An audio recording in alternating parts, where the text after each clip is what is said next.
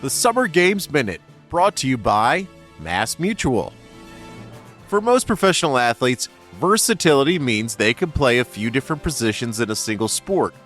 For Babe Dietrichson-Zaharias, versatility means dominance across the entire spectrum of sport. In the 1932 Summer Games in Los Angeles, Zaharias won gold in the 80-meter hurdles and the javelin throw, plus she got a silver in the high jump. Running, throwing, jumping wasn't enough for Babe, so she became a competitive billiards player, then jumped into professional golf, winning 10 major championships, all the while making a few pitching appearances in Major League Baseball spring training games. Mass Mutual understands the nuances in how women want and need to manage their finances. With quality product solutions and guidance, a Mass Mutual financial professional can help you plan for both short-term and long-term money goals. Learn more and get started at massmutual.com. Ryan Reynolds here from Mint Mobile. With the price of just about everything going up during inflation, we thought we'd bring our prices down.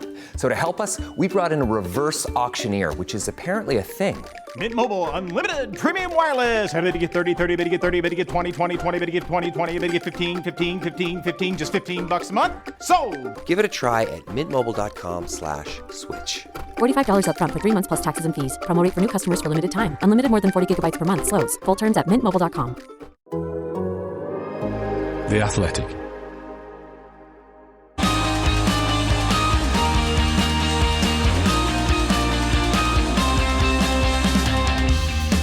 The race is on, and while Red Bull took its third 1-2 of 2024 in the Japanese Grand Prix, it was a race of conflicting strategies in the scrap for the final podium place. But why was Verstappen still able to canter to victory even on a difficult weekend, and what explains the performance swings in the group behind? I'm Edd Straw, and joining us with all the answers are Mark Hughes and Scott Mitchell-Malm. Well, I'm obliged to ask, with this early race, tell me about the cherry blossom. Obviously change from the usual sort of towards the end of the season slot to early April means it has had a slightly different backdrop. It's been quite nice and scenic, actually. I will admit, though, I wasn't in the best place this week to actually check out the surroundings too much, but it looked quite pretty from the coach on the way in. Yeah, it's very pretty. It's not just the cherry blossom, it's the fact that the sky is bright, bright blue, and I normally associate skies here as being a bit moody and grey and sometimes black. And it's still a great place to be no matter what time of the year. Yeah, there's definitely an element of it when you come here normally that you're right, when it's that kind of like milky white greyish kind of backdrop to everything, and it's the sheer brutality and awesomeness of the circuit that shines through. But it's had a bit more of a picturesque backdrop this week, so it's been quite lovely. So it's like the contrast has just been shunted up compared to usual. Yeah, exactly. Yes, the main picture is the same picture. It's just slightly different contrast. Excellent. Well, it's a great time of year to have the race. Certainly an improvement. It created an interesting one. So, Mark, let's get on with it, because it was the most intriguing race of the season, with strategic divergence and all three tyre compounds proving viable options. So how did it play out? Yes, there was one stops and two stops. Were failed one stops, converted into two stops by Mercedes. It played out with Verstappen winning with a standard two-stop. Red Bull had saved two sets of mediums and only one hard, same as Ferrari had done. That probably increased their advantage a little bit. The medium was probably a slightly better tyre than the hard. Mercedes and McLaren had saved the only one set of medium and two hards. So, obviously Verstappen ran away in a race of his own, as he usually does. But the race behind was quite intriguing, and it was obviously taken by the runner-up spot was taken by Perez, quite some distance behind Verstappen. But he kept under pressure by Sainz's Ferrari, and if Sainz had not been stuck behind Lando Norris in the first stint, which was a result of being out-qualified by Lando Norris, I think he could have put some real pressure on at the end. He was seriously quick at the end of the race, but he just a little bit too far behind and sort of ran out of laps. But he'd lost something like probably 6-7 seconds in that first stint, being stuck at Norris's pace. The Ferrari was definitely the second fastest car here, even though Lando qualified. Lando's third P3 in qualifying made McLaren the second fastest officially in qualifying. And the McLaren boss Andrea Stella was explaining that over a single lap on new soft tyres, some of the car's shortcomings are sort of disguised a little bit, and so like the slow corner performance and the hairpin especially. But as soon as you start putting a number of laps on the tyres, then that weakness becomes apparent. And the Ferrari was clear number 2 behind the Red Bull, and Sainz did a great job on a conventional 2-stop. Ran really hard once he got some clear air, and was just very, very impressive throughout. Leclerc ran for an absolute age doing a 1-stop. He fully intended to do a 1-stop despite starting on the medium. And he managed to get it to run. Well, in fact, he made his first and only stop on the same lap as Norris made his second stop. And so, Leclerc was able to defeat Norris and take 4th place. But that was partly because of how early Norris had been forced to pit at the first stops by the undercut pressure put on him by Sainz. So that was the competitive picture, really. Red Bull, then Ferrari, then McLaren, and then behind them a quite evenly matched Mercedes, Aston Martin lineup with, that was really just decided upon Merck's abandoned 1-stop strategy and Alonso going through in a 2-stop. And obviously, as you say, Red Bull was still conclusively ahead. Scott, is there any disappointment? We had hope maybe McLaren might be a little bit closer. They were closer than they were last year, but not close enough to be a factor. And then Ferrari was quicker than them in the race. So is it a little bit disappointing there wasn't a bit more of a hint of a threat? Or, as Mark alluded to, do you think, well, perhaps if the race had played out differently, we might see a bit more from Ferrari maybe? There's a bit of a disappointment from the McLaren side, I think, just because just coming into the weekend for starters, a lot of expectation based off the fact that this was where McLaren was so strong last year. Because it's not a track that Ferrari shone on previously, I think if anything, they'd be pleasantly surprised with what they've achieved this weekend. So it depends. It depends how you look at it. I don't see any team reflecting on the weekend as, that was a missed opportunity to tackle Red Bull, for example. Lando Norris seemed to feel that actually, if anything, he'd overachieved on the Saturday. So actually just regressed to where the car should have been on the Sunday. So no race-specific disappointment for him because it was about where the car should have been. Maybe that bigger picture of disappointment for McLaren in that they've been usurped on the track where they were strongest last year behind Red Bull. I would imagine it is a source of some frustration, disappointment and motivation to have lost out to Ferrari here, because I feel like for all of the talk of needing to improve in the areas that they're weak, particularly slow speed corners, and that mitigating elements of how it has started the season, in Bahrain in particular, there was this trend of it getting better and being on a nice trajectory as it went on a run of circuits that were increasingly more suited to the car. But we've just come here where this is probably the McLaren at its peak and it's still been beaten by Ferrari over a race distance. So it just cements the fact that McLaren is third best, which is a pretty good place to be cemented. But when you start third and you run the first stint third, I'm sure Norris would have wanted a better result than what he got. Would you say, Mark, the strategic variance we saw was revealing of anything, or does it just follow on from FP2 being a wet session and the fact that race day was a lot warmer than anything we'd seen in practice? It's a very, very high deg circuit at the best of times, and the increased track temperature put some extra strain on the tyres and also left the teams even more clueless about how it might unfold because of the restricted running on Friday FP2.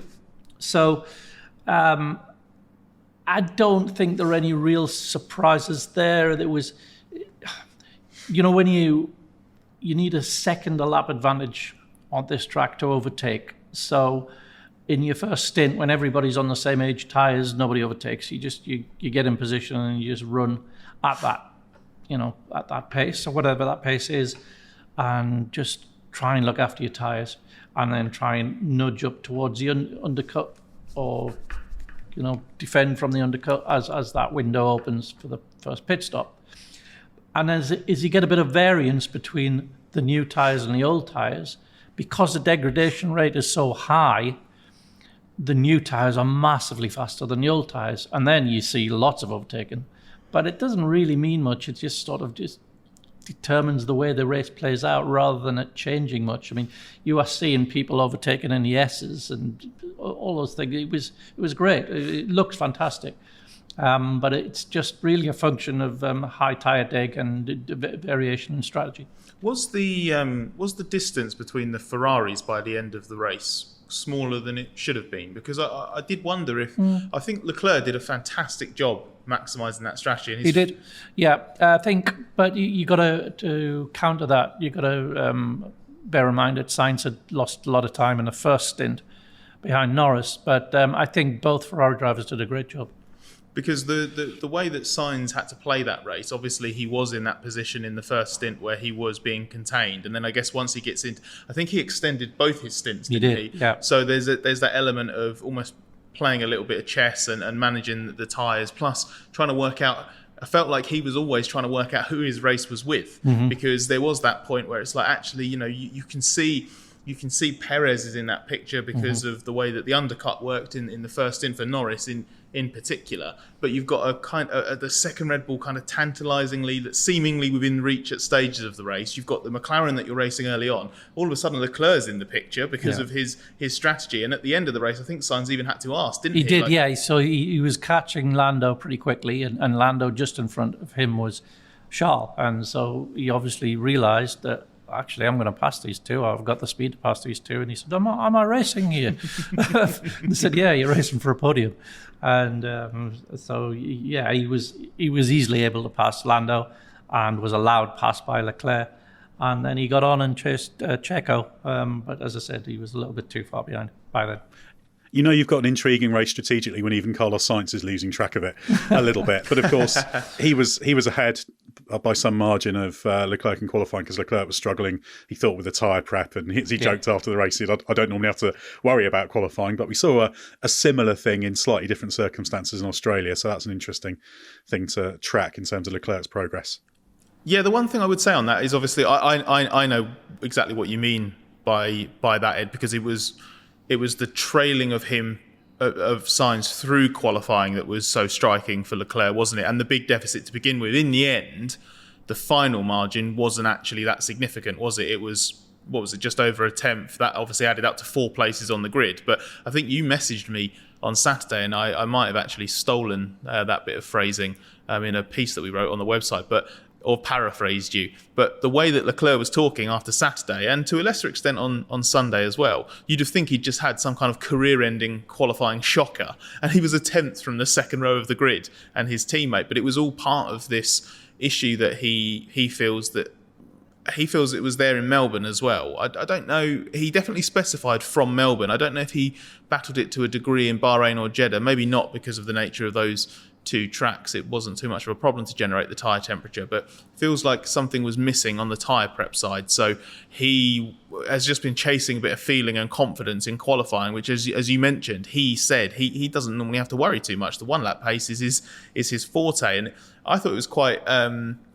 he'd have much rather obviously just had the great qualifying session and raced from 4th on the grid, because who knows what he could have achieved based on the way he played that race. Maybe he had the pace to beat Perez and split the Red Bulls. But I think we discussed this during the race, Ed. Kind of nice in a way to have it this way, because it was a good reminder from Leclerc of the people who are a bit simplistic about his skill set sometimes, that he's got that kind of time management race in his locker, hasn't he? Oh, absolutely, yeah. He's shown it many times in the past. It's true to say that sometimes when things get a bit tricky with the tyres, and in qualifying in particular, he can lose out a bit to Sainz in terms of putting it all together. But he's not an idiot. He's a very capable driver. It's just sometimes the complexities he doesn't deal with quite as well as Sainz. It's a small difference, but he does have these very, very strong race drives. He's not just driving really fast over a race stint and gets a good result. There's a lot more to his art than that. We should talk a little bit more about Perez, though, Scott, because he admitted Suzuka last year was probably his nadir, but he pushed Verstappen hard in qualifying, took his second place in 4 races. So how convinced are you by his progress? I think he started the season very well. I think Helmut Marko did him a little bit of a disservice in weekend when he said that he's only driving like this because it's contract renewal season. Yeah, I felt that was he was really trying last year, Perez. If anything, he was trying too hard. Yeah, exactly. So I think it's always contract renewal season for him, isn't it? Yeah, you only guess 1 year at a time. That's just the way for Red Bull drivers, really, isn't it? Every race can be your last race. Yes, that's true. Maybe that's the key, is not give anyone a contract. Give everyone like a rolling 3-month contract. That's the way to get the most out of them. No, and obviously there was another form of motivation for Checo this weekend in some kind of what seemed to be reasonably staked bet between himself and Christian Horner, which seemed to be about whether he could qualify on the front row, which is exactly what he did. His pace versus Verstappen in qualifying was very strong. The race performance, as ever, it bleeds away a little bit because it's that relentlessness over a Grand Prix. That's what Verstappen loves. You know, you might think Verstappen as someone who just wants to get out there and absolutely nail a lap because he's a kind of classic racer at heart, and classic racers love qualifying and putting the car on the limit. Max just loves stringing together an hour and a half's worth of mega laps. He knows that anybody on that grid can do a mega one-off qualifying lap, but doing it over a Grand Prix distance, that's the trick. So Perez, does lose out. If you're slower over one lap, you're going to be slower over 50 odd laps, aren't you? But I think he's doing not just what Red Bull needs him to do. I think he's actually doing more than that right now. And I would argue, even though the results are less impressive, I think this is actually a better start to the season for Perez than last year, because I feel like the pace is a little bit more convincing. Yeah, absolutely. He's doing what he needs to do. So he's making his case to stay on. Only 4 races in, but I like his approach. I think he's not overreaching. By his own admission, he's not doing that and looking for things that maybe aren't there and trying to be too clever with the setup. He's back to basics and he's delivering. He's building on that little hint of progress at the back end of last year. You know we love talking stats here at The Athletic. Here's one that's super simple to remember. Discover automatically doubles the cash back you've earned on your credit card at the end of your first year with Cash Back Match. That means with Discover, you could turn $150 cash back to $300. That's right, you could put it towards some memorabilia you've had your eye on or treat yourself to a premium sports network. You earn and Discover doubles. See terms at discover.com/credit card. We'll get back to the pod in a moment, but first of all, let me tell you about Grammarly.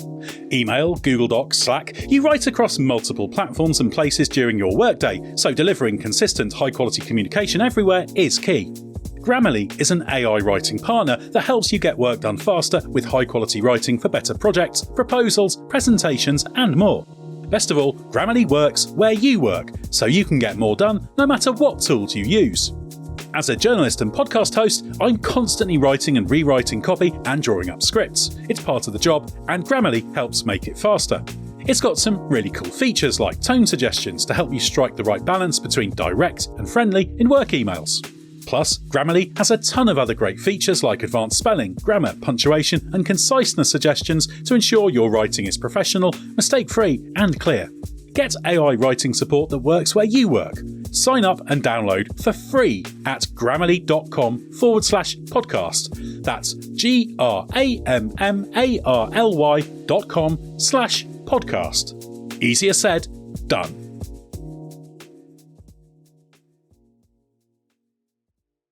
Ryan Reynolds here from Mint Mobile. With the price of just about everything going up during inflation, we thought we'd bring our prices down. So to help us, we brought in a reverse auctioneer, which is apparently a thing. Mint Mobile Unlimited Premium Wireless. How to get 30, 30, bit to get 30, bit to get 20, 20, 20, bit to get 20, 20, bit to get 15, 15, 15, 15, just $15 a month? Sold! Give it a try at mintmobile.com/switch. $45 up front for 3 months plus taxes and fees. Promo rate for new customers for limited time. Unlimited more than 40 gigabytes per month. Slows full terms at mintmobile.com. Right, Mark, we've had our first dose of Fernando Alonso talking himself up spectacularly of this season. He described his 6th place from 5th on the grid as inside the top 5 ever for me. I mean, his top 5 list by his recent statements probably includes about 50 weekends, but he was about 15 seconds behind Norris and finished 6th. So has he got a point? He drove a very good race. He drove a typically feisty and cunning Alonso race. But he's best. He's top 5. He's driven some staggeringly good races over his career. So, no, I don't think so. But yeah, very, very impressive. Very smart. He did the DRS trick when he had Russell on newer tyres coming up behind Piastri, who was just behind him. He knew that if Russell got by Piastri, you would be able to get by him as well. So he did that Carlos Sainz and Singapore trick of helping the other guy by backing off and letting them use the DRS to prevent them coming by. He qualified the car, about where it should have been, and he ran a slightly offset tyre strategy, started on the softs, made it work. It was a very, very good race. It was a faultless race, but a great race involves doing something extraordinary. I don't think he did anything extraordinary. He was just very, very good. A par for the course. Alonso, very, very good. Yeah, his rationale for why he rated it so highly was that he feels that car is firmly 5th fastest. So his logic is that he's significantly overachieving over one lap and then in the Grand Prix itself as well. What do you think, Ed, he said when I asked him how he comes to that ranking? He will... that's an interesting question. I think he probably just thought, I'm Fernando Alonso, of course it's brilliant. And then if you actually presented him with a list of races, he'd have a bit of trouble. And he'd say, well, they're all equal first. I mean, how do you think he came to the ranking of the pecking order, the teams? Oh, the pecking order. Well, I think... Yeah, I think the Mercedes was quicker, and because Hamilton could have been ahead in qualifying, couldn't he? So I think that's perfectly reasonable. I was trying to get him to basically, is it based on others underachieving? Is it based on when everybody pieces together their best laps, you've got 4 cars that should be ahead of you, but you're so good at piecing together your best laps that you're overachieving. But you can see in the data, you can see in the ideal lap times that Aston Martin only has the 5th fastest car. Fernando didn't say any of that. He cut me off mid-question and then just said, because I'm the one driving the car. Well, he has a fair point, but equally, if you look at the ideal sectors in qualifying, he put together his 3 best sectors when it mattered. Not many of the other leading drivers in the front-running teams managed to do that. So it's one of the things with Alonso. He says these really grand things, and while you may argue it's not in his top 5 because that's pretty competitive, he did have a really good weekend. I haven't done my full driver rankings working out, but he's certainly in the pot of drivers who's competing for number 1 for the weekend. I haven't done the full analysis, but he couldn't have done much more, certainly. He's in your top 5? He's certainly in my top 5. I think that's a fairly likely prediction unless I find something unexpected. I like to do a little bit of an in-depth race pace study and that kind of thing. But anyway, let's talk about Mercedes now, Scott, because it seemed to be a case of more of the same for them, with George Russell 7th, Lewis Hamilton 9th. But there was actually some positivity from within the camp. And I'm going to bring in a question from the Race Members Club now from Owain Thomas as it tackles this topic well. He asks, why was there so much talking up of Mercedes' performance this weekend when they seemed just as unconvincing in qualifying in the race? There were absolutely just signs and trends of this weekend that we've seen over the first 3. I understand that completely, and I don't think anyone can hide from it, and Mercedes wouldn't either. If you look at it purely on paper, it's another weekend that involves going very quickly during practice, fading a bit through qualifying, and ending up having a relatively mediocre result.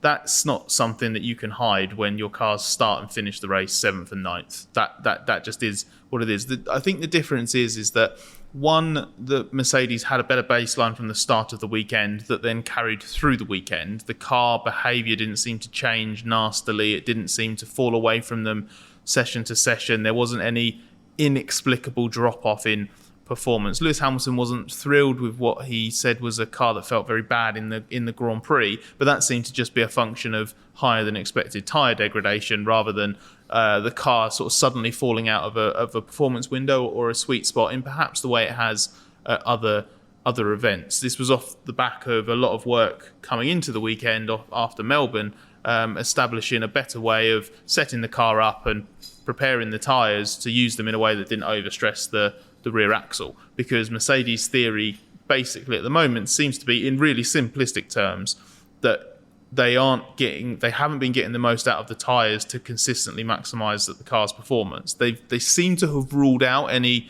missing aerodynamic performance that the numbers say should be there but isn't there. I think that is something that had certainly been not just hinted but outright stated at earlier races. That doesn't seem to be what they're looking at now. It's more that they have the aerodynamic performance they're expecting, but they don't have the cornering speed and the lap time that they're expecting to go with it. The car is not as fast in reality as it is in the virtual world, and I've checked, and that is to an abnormal degree, because I don't think anyone's car is as quick in reality as it is in the virtual world, because the virtual world is perfect and has a lot less variables. So with all that in mind, the reason there's encouragement and a bit more positivity about Mercedes is because they feel that they had that better baseline. They understand how to keep the car in that sort of sweet spot a little bit better, or not knock it out of that sweet spot. They feel that they've at least now established where the car is. Now that's not good.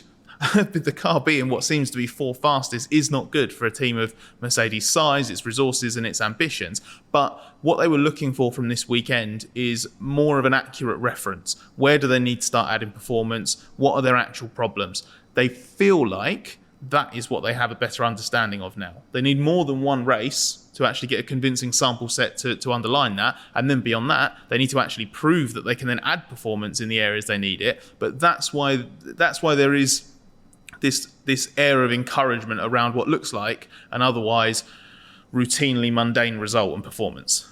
The one thing that was interesting, Mark, is on Sky Sports, Toto Wolff said that we'd have been racing for a podium, perhaps with a normal strategy. That seemed a bit bold.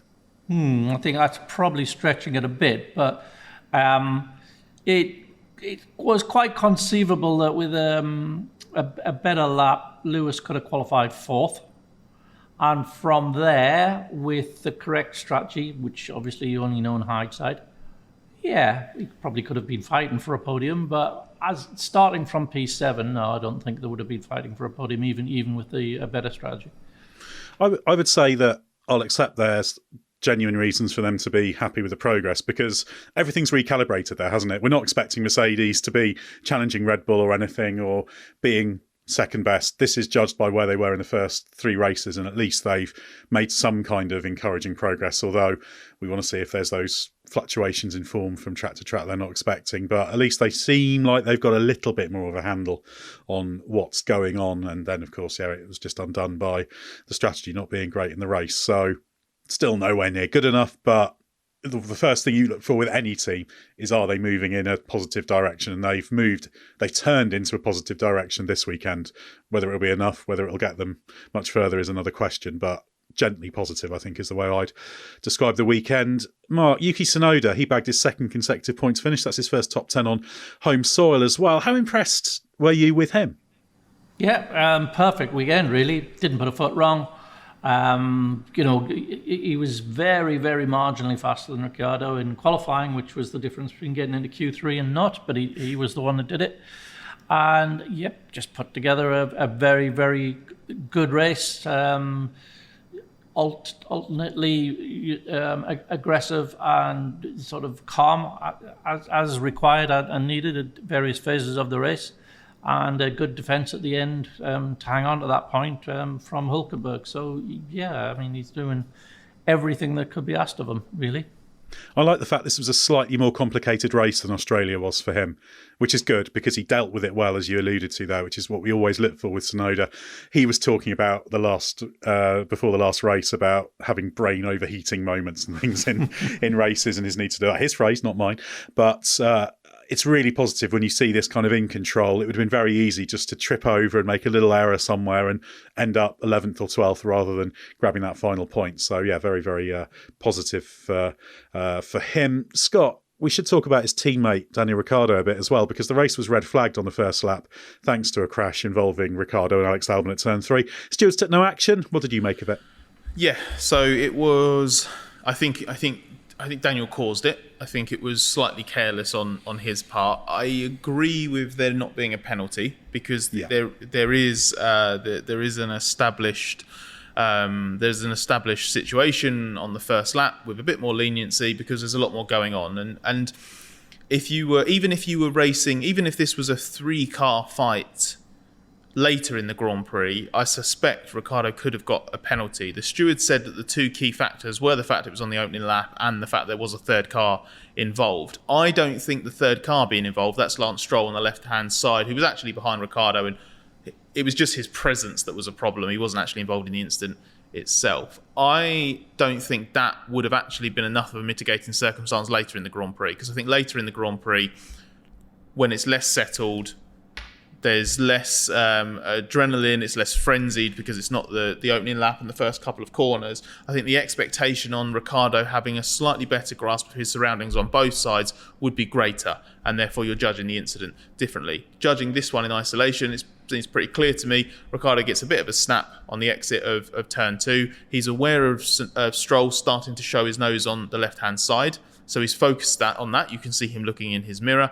Then he moves back across to the right, partly because he's making sure he leaves Stroll room, partly because I think he knows that he's clear of Stroll and can take the racing line into the next corner. And because he's been so preoccupied with Stroll in his left side mirror, he hasn't seen Albon approach on the right side. Albon is not trying to do some kind of Hail Mary, hang it round the outside, overtake at that point. He's going in a straight line. There's a gap. There's a significant momentum difference, so he's perfectly entitled to put his car there. And he actually realised before Ricciardo that there was an accident coming, and he braked and tried to get out of it. By that point, Ricciardo had moved over too quickly. They collide, fly into the barriers. Another massive crash for Williams. Another load of damage, so much so that Albon said he was on his way into the tyres and he was thinking, this isn't going to be good for us, we don't need this now. So yeah, I'm not fussed about there not being a penalty, but yeah, I struggle to side with some of the interpretations I saw of the incident, indicating that Albon was, in some way doing wrong by putting his car where he did. Yeah, there's always an element of risk in any kind of positioning. But he was kind of where the way the first couple of corners played out put him ultimately. And I wouldn't have penalised Ricciardo absolutely. I'd describe it as a little bit careless, because I never like it when on the first laps of races people move across the track and then say, oh, I didn't see them. And it's like, well, you didn't check and it's the first lap of the race and there's a lot of cars around. So you kind of need to. But it's difficult. There's a lot going on. He was looking to say, it happens. It was an honest mistake. So yeah, I certainly wouldn't like to see it being penalised. But yeah, just the last thing that Williams needed ultimately, just absolute agony for them, and chassis having to go back to be potentially patched up a bit again. It doesn't sound like it's anywhere near as bad as the Australia damage, but it's hard to tell. Yeah, it is hard to tell, especially because, as Albon pointed out, the car stopped quite suddenly because of the nature of the way it went into the barrier, and then hit. So that's the kind of thing that all that energy would have gone into the chassis, and it's so easy then for the pickup point to puncture a hole or dent the tub or whatever. So that's why it has to go back to Grove. I mean, that's significant in itself because it's another hefty freight job. My suspicion is because those cars were meant to come straight here from Melbourne. One didn't, the one that Sargent ended up racing, because Albon crashed that one in Melbourne in practice. That one went back to the UK, got fixed, and then came back out. So I imagine it's the same situation now. Both cars should be going on to China from here, but now one of them is going to have to go back to Grove to be patched up. And as best as I can understand it, because I know roughly where they were at after the first two crashes, that's Albon's in Melbourne and Sargent's in practice here, they were already pushing $2 million worth of crash damage coming out the budget cap. That's repairs, parts, production, but obviously also freight costs and whatnot in terms of the sort of extra emergency measures you need to take to then get all of that sorted. So now you're going to be looking at probably easy $2.5 million, I'd imagine, that's coming out of Williams' cost cap. They all have a provision in the cost cap. They build in that bit of a damage buffer, but I would imagine Williams is a very, very, very long way into that allowance now, and they've done it 4 races into the season. So this is borderline worst case scenario, especially once you factor in where they've happened. In Australia, then back to the UK, back out to Japan, now back to the UK, and then back to China again. It's an absolute nightmare. And they still don't have a spare because of all of this. Yeah, spare's coming in Miami now. Originally, I think it was going to be China, they thought, in Australia. But yeah, Miami now. And of course, Logan Sargent had a shunt at turn 7 mark on Friday, which kept him out of the rest of the running. I think that was on his first flying lap as well, which won't have helped. But he's frustrating, Sargent, isn't he? Because he had that mistake on the Friday. and then looked at qualifying. He was running the old spec front wing. You thought, well, all right, pace deficit, not bad recovery. And then the race actually was going quite nicely. And then, of course, he goes off at Degner. It sort of summed up Logan Sargent in a weekend of there's bits where you say, oh, actually, this could be going somewhere. And then it's, oh, right, there's two big needless errors. Yeah, it's just that nearly always, it's never quite gets converted. And, long way into his second season now. I don't think it's really happening for him, and it's not easy circumstances. We know that. You have to make some allowance for that, but it's very, very difficult to see him clawing his way sort of back into making a case for himself that he must be on the F1 grid next year. Yeah, ultimately he's in the car. He's got the opportunity. He can still turn it round, and he'll just be hoping that he can do it. Shall we have a little bit of Sauber chat now? I think we should. Welcome to Valtteri Bottas Sympathy Corner. Right, Mark, Valtteri Bottas, he felt this was his and Sauber's strongest weekend. Once again, it was one in which a point was possible, given he was ahead of Yuki Tsunoda in that middle stint. So what went wrong, and how sympathetic are you to Valtteri this week? Oh, totally sympathetic. This is a very valid entry into Valtteri Bottas Sympathy Corner. The car had a new floor, was significantly improved. He had some decent pace, and yes, I think he could well have been in the points had things gone more smoothly. They still haven't got a full fix on for the wheel nuts, and although this time the pit stops didn't go disastrously wrong, they were still pretty pedestrian by the standards of, the cutting edge in Formula One, sort of 4 seconds, that sort of time. And so coming in at the same time as everybody else, obviously he lost out. And because it's, I think maybe they should have just concentrated on doing their own, their own sequence and not worrying too much about undercutting or defending from undercutting, because if you're going to be taking second and a half, 2 seconds longer than everybody else to do a pit stop, you're going to either be undercut or not prevent yourself being undercut. So, another entry. That was a pretty cool sight, though, wasn't it? When they all came into the pits and it was a crunch moment. Yuki Tsunoda was absolutely delighted after that. Yeah, you don't get many of those kind of old school pit stop battles anymore. The pit stops are a little bit too short to allow that. But obviously, yeah, with Sauber adding a few seconds to their pit stop time, it makes that possible. It was a shame because actually in that middle stint, Bottas had done quite well. He'd done a little bit better than Tsunoda in terms of, because there was some traffic in the form of those who'd yet to stop, and he'd given himself a little bit of a margin. And yeah, it was coming together well, and it's a shame because Australia Bottas drove really well, Suzuka as well, and yeah, there again he is pointless. So yeah, lots of sympathy. That's 4 visits to Valtteri Bottas Sympathy Corner for us this year in in the first 4 races, and I really appreciate Valtteri doing that jingle for us, and I like the fact he's given us an excuse to use it, but he's going a bit too far. Let's hope the next race for him goes a little bit better. Right, now it's time for questions from the Race Members Club. As always, thanks for your support. If you'd like to find out more about the Race Members Club and the various benefits of joining, see the link in the description of this episode or check out our website. And remember, you can also sign up via Apple Podcasts. Mark, the first question I'll aim for you. It's a double question. The first from Ollie Emerson, who says, could Charles Leclerc have threatened for second place if he'd started higher up the grid? And from Alexander Law, why was Leclerc able to maintain pace for a very long time on the medium tyre? Could he have threatened for second had he qualified better? Yes, I think he probably could, but he didn't qualify better, and it was to do with he didn't do a very good first run in Q1, and so had to use another set of soft tyres. So he only had the one set for Q3, and that's not the first time that's happened recently. So it's that's all part of the game. So yes, had he done better, he would have done better. The other one was, what was the second part? How he managed to go so long on the mediums when most others didn't. I mean, he was able to go a long time on the mediums. He's very good at tyre conservation and combining that with pace. The Ferrari is now very good on the tyres. Plus, he wasn't under any undercut threat from behind, so there's no reason why you had to come in any earlier than the absolute last moment, and therefore give yourself a bigger tyre offset into the second stint. And so yeah, that made that one stint feasible, and he was able to make that soft tyre last far longer at a better pace than the Mercedes drivers were able to make the hard.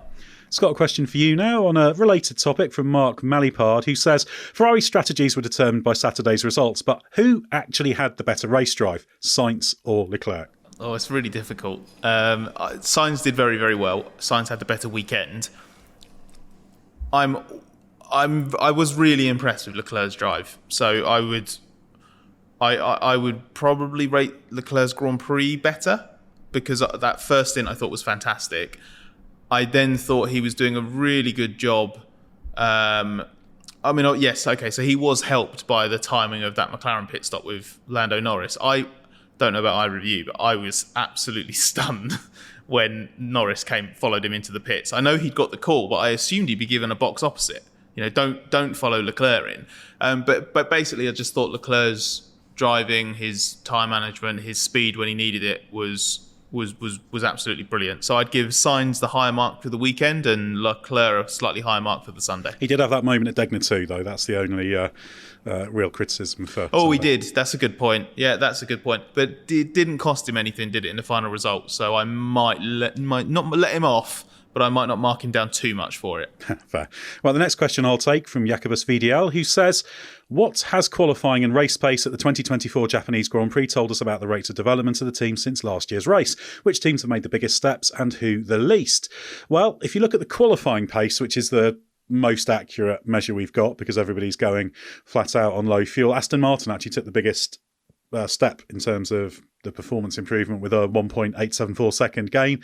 Then Sauber, Haas and Mercedes. Actually, the smallest was Red Bull, which I think partly reflected the fact that Verstappen was struggling a little bit to get the absolute most out of everything in the tyres and things in qualifying.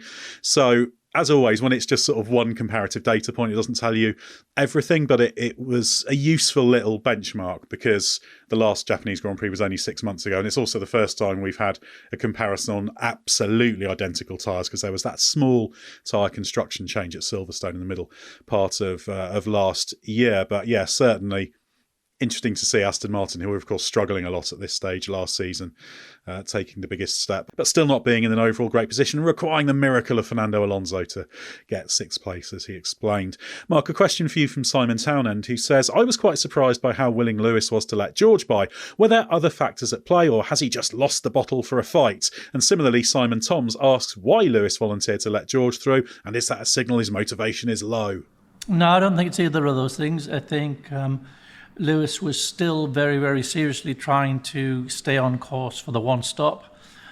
He could feel the tyres were degrading pretty quickly, the fronts especially, and he just reasoned that there's no way I can stay on this strategy if I'm having to do the pace that George is forcing upon me, so I might as well let him by. Maybe George at that point had realised a one stop's never going to work. I just need to get past because there's going to be a two stop anyway. We don't know what George was thinking, but that was Lewis's thoughts as to why he surrendered the place. He didn't feel it was feasible to run at any harder and still stay on a one stop, which he was told was the plan. You know, that was why they'd put the hards on at the restart. And it's funny because it's a good example of just how you can see this exactly the same incident in completely contrasting ways, because the flip side of how you can view what Lewis did is that there's absolutely no question of his what's the word, not loyalty as such, but you know, his willingness to play the team game, even though he's in his final year at Mercedes, even though things aren't going particularly well. He wasn't particularly fussed about sacrificing himself in that specific moment. Obviously, he had his own interests at play, as Mark was explaining, but he didn't need to volunteer it. He didn't need. I'm sure he would have ceded to the order if it had come from at Mercedes' behest rather than his own. I'm not pushing that position particularly. I just know that there are people who viewed it that way. So it's just interesting. That some people could interpret it as Lewis isn't up for it, and others could just say, well, look at that, he's still being a team player. It's just an interesting way that this kind of thing can just be flipped depending on the perspective. Next question for you, Scott, from Kevin Hagerman, who says, was Fernando Alonso's pace advantage over Mercedes genuine, or was it just caused by the failed one-stop attempt? I'm also wondering if the now even bigger performance gap between Alonso and Stroll is caused by Stroll not being able to improve with the car, just like Perez did the last 2 seasons with Red Bull. Oh, well, surely the pace advantage was just Alonso's outright brilliance in this Grand Prix, as we've joked about a couple of times. No, Fernando was excellent in this race. It would be far less funny if he wasn't brilliant. It's that amazing fact with him, as I think I've mentioned before, that he's so brilliant, but he needs to tell everyone. There's something fascinating psychologically about that. But anyway, answer the actual question rather than listening to my nonsense. I'll always listen to your nonsense, Ed. No, I think it was... Well, you have to. Yeah, that's true. Only for another 10 minutes or so at least. I think with this situation, it depended. There were parts of the Grand Prix where the Aston was quick and was quicker than it has been in previous races, where it has struggled actually on Sunday relative to Saturday.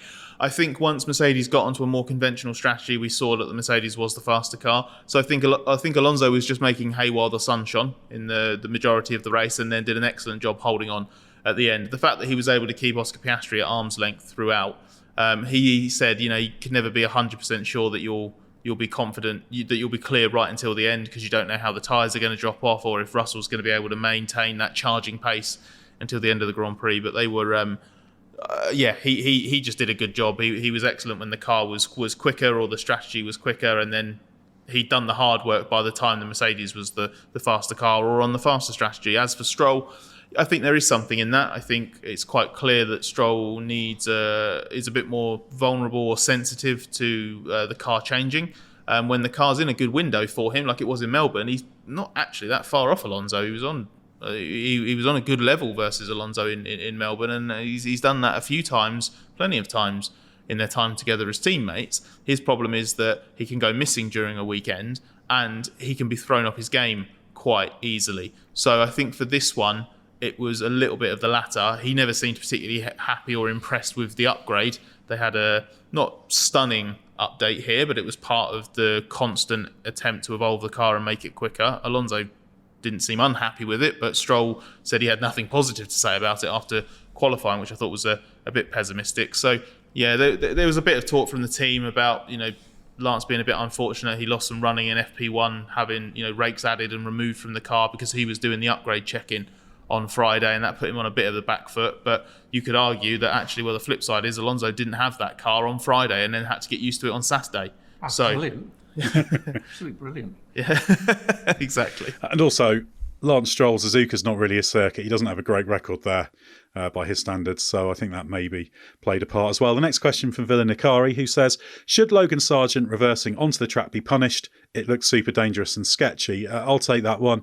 Ultimately, the cars do have a reverse gear for a reason. It's mandatory, and it was okay that he rejoined because it stopped the need for a safety car potentially and that kind of thing. It wasn't ideal because there were Piastri and Alonso coming. The only communication I had, I did check the onboard, was he was told sort of as he was reversing that Piastri and Alonso were coming and to watch out. He didn't seem to watch out hugely, although he did slightly pause before kind of dropping the clutch and heading off. So I think it was all right, a little bit dicey, but there are yellow flags. There would have been double yellow wave flags out there. They're there for a reason. It's probably easier to have a driver rejoining than just leaving it parked. And the main thing to point out as well, or the other thing to point out rather, is that it is allowed. The only part you can't reverse is the pit lane, right? So We've seen it before. Remember Lewis Hamilton at Imola in 2021 when Mercedes was kind of guiding him back onto the track. So we've seen it before. You're right, it is a little bit sketchy sometimes, but it's within the rules. So yeah, there's no regulatory reason why he couldn't do it or should have been punished. Next question, Mark, from Ben Hawkes. Could Norris have finished third, or did Ferrari have better performance and tyre deg? The latter. It was quite clear, and Lando had track position over them because he'd done a better qualifying lap, but that was all. The Ferrari was clearly a much faster car with better tyre deg, and it was just Sainz would have had to have done something wrong not to have beaten the McLaren. Next up for you, Scott, from Flavio Diomede. Now this one is partly a statement, but worth a comment. Another week, another example of Mercedes seemingly lost at strategy. It's a blunt observation. I would say I'm caught in two minds on it. In Mercedes' defence, I can see why when you're at the back of that group at the front, and it's so closely matched, and you're not 100% convinced of what kind of progress will be possible, then being offset with the after the red flag and giving yourself that flexibility, as they described it, to switch to either commit to the one stop or switch to the two stop. I can see the logic there, because if the one stop pays off, you're offset and you might actually be able to gain something that you wouldn't get through track position. So and that's not an illegitimate argument. I think there is some merit to that. But on the other hand, which I guess is what Flavio is kind of alluding to, it's more just you end up a little bit in no man's land, and it doesn't work out because you lose so much time being overtaken, and you don't really get a proper pit window to then react. So you just end up being a little bit lost. Yeah, and I mean, it's very easy to just do the standard same thing as everybody else and therefore not be at risk of getting it wrong. But when you start in 7th and 9th, why the hell do that? When the option is there's a realistic option there that if you did something different, it might be rewarded. That is a far more logical choice from 7th and 9th than saying, let's do the standard thing and not risk getting it wrong. Yeah, and especially with the lack of data in terms of the performance of the tyre and the conditions, etc. Yeah, it's definitely worth a go.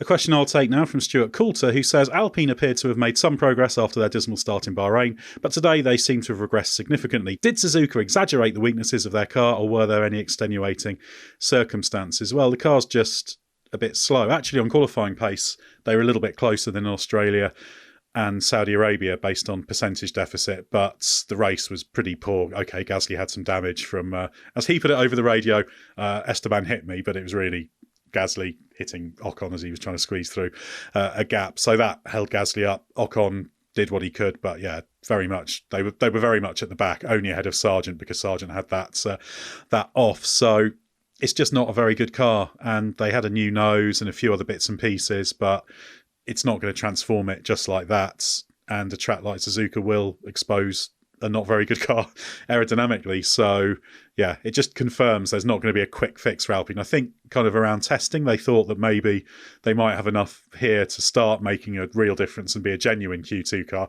But although Ocon was in Q2 this weekend, I don't think the Alpine can be said to be a genuine Q2 car. It's largely circumstantial. And Mark, I'll fire the last question at you from Jack Aitken, the Australian Jack Aitken, not the former Williams driver, who says Oscar Piastri really struggled with tyre wear during the 2023 Japanese Grand Prix. Did any of those issues linger today, and what learnings was he able to apply? No, I don't think he was struggling so much with controlling the tyre deg this time. His tyre deg wasn't any worse than Lando Norris's. He was just a little bit off Lando's pace, and I think that all goes back to qualifying. The way that the car was behaving around here and the way you had to set it up to look after the tyres in the race. He just didn't get as much out of it as Lando did. It's quite a specific challenge around this place in particular, where it's not just about how hard you can push through the S's and all the traditional things that make this a great track, but it's also about combining that with not having the tyre overworked, even over one lap in qualifying. And it was the qualifying deficit really which defined his weekend, rather than any deficit in the race. And I think it is interesting because Piastri's still in his second season only. He's early in his second season, and I think it shows how well Norris tends to put everything together, that there will be weekends like this. Obviously, he ended up 8th with Norris 5th, where he looks like he struggles a little bit more and doesn't quite get as much out of the car, but that's going to happen because he's still building up that data bank, as you always put it, Mark. So yeah, it wasn't a great weekend, as he said after the race, and disappointing. He had that small error that let Russell pass right at the end, but still, it could have been a lot worse, and he'll still keep on improving. Well, thanks very much to Mark and Scott for your insight, and thanks to everybody who sent in questions. We'll try and tackle some more of those in our midweek podcast, because once again, we've had an absolute deluge of them, and we really appreciate that. Head to our website, plenty to read there. Listen to our other podcasts, including Bring Back V10s, which tells classic F1 stories, and the Race F1 Tech Show with Gary Anderson. Have a look at our YouTube channel as well. Well, there's a 2-week gap now until China, so stay with us for everything you need to know from the world of Formula One.